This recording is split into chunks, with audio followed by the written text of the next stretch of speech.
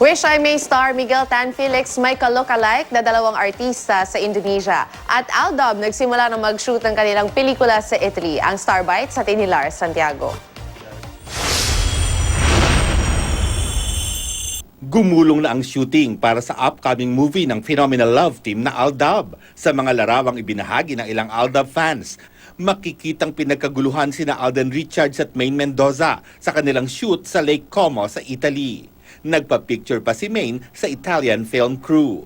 Ito ang kauna-unahang movie ng Aldab na silang bida at inaasahang ipapalabas kasabay ng unang anibersaryo ng love team sa July. Lumikha rin ng ingay sa Italian press ang pagdating ng Aldab. Sa katunayan, na-feature sila sa isang news website at maging sa dyaryo. Diskusyon naman sa Instagram account ni Miguel Tan Felix kung sinong Indonesian actor nga ba ang ka-lookalike niya. Noong isang linggo lang, may mga nagsabing kamukha niya ang actor na si Deva Mahendra.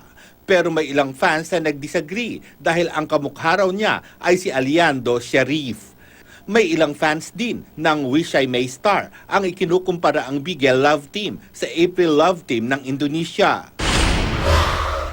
Spotted naman ang ilang Kapuso stars sa Election 2016, special coverage ng GMA News and Public Affairs. Nagsilbing volunteers ang Kapuso stars sa Action Center ng Election 2016.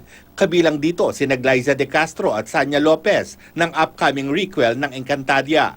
Benjamin Alves, Rocco Nacino, magkaibang mundo star at UH katambay na si Juancho Trevino. At maging si Hiro Peralta, Betong Sumaya, Jackie Lu Blanco at Snooki Serna. War Santiago, GMA News.